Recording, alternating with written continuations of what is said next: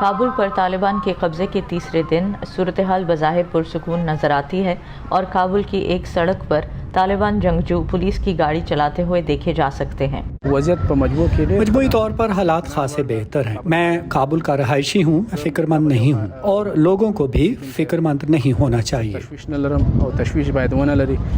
طالبان کی یقین دہانیوں کے باوجود رہائشیوں کو تشویش ہے کہ کسی حکومت کا وجود نظر نہیں آ رہا۔ اس غیر یقینی اور خوف کی وجہ ایک حد تک صرف موجودہ صورتحال ہی نہیں ہے بلکہ طالبان کے گزشتہ دور اقتدار کی یادیں بھی ہیں۔ زیادہ تشویش اقلیتوں، لڑکیوں اور خواتین کو ہے جنہیں طالبان کی سابقہ حکومت میں انسانی حقوق کی ان گنت خلاف ورزیوں کا سامنا کرنا پڑا تھا۔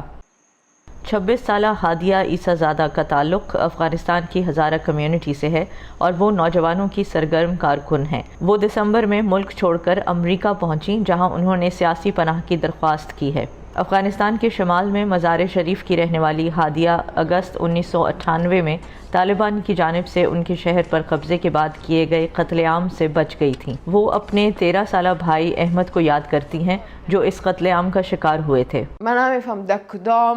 میں نہیں جانتی کون سے قانون اور کون سی مذہبی کتاب میں یہ لکھا ہے کہ آپ کسی 13 سال کے بچے کی جان لینے کے لیے اسے ٹرک کے ساتھ باندھ کر سڑکوں پر گھسیٹ سکتے ہیں۔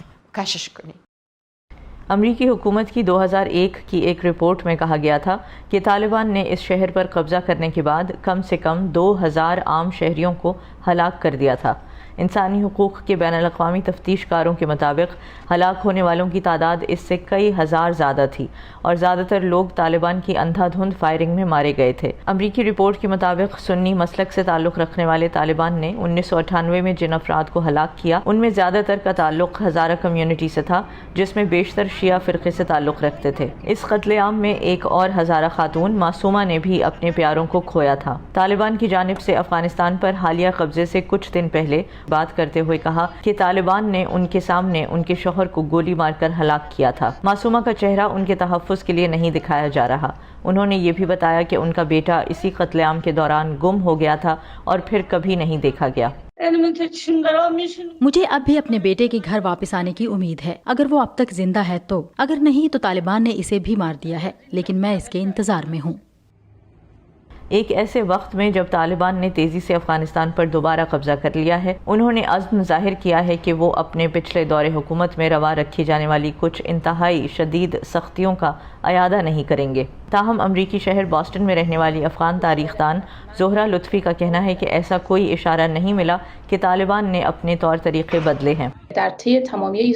اتنے سالوں کے بعد بھی ہزارہ افراد کی طرف طالبان کی پالیسی یہی رہی ہے کہ ان کو چن چن کر ہلاک کیا جائے۔ مغربی میڈیا کے مطابق حالیہ مہینوں کے دوران طالبان کے ملک کے مختلف علاقوں پر دوبارہ قبضے کے بعد خواتین کے ساتھ زبردستی شادیوں کی متعدد اطلاعات ملی ہیں۔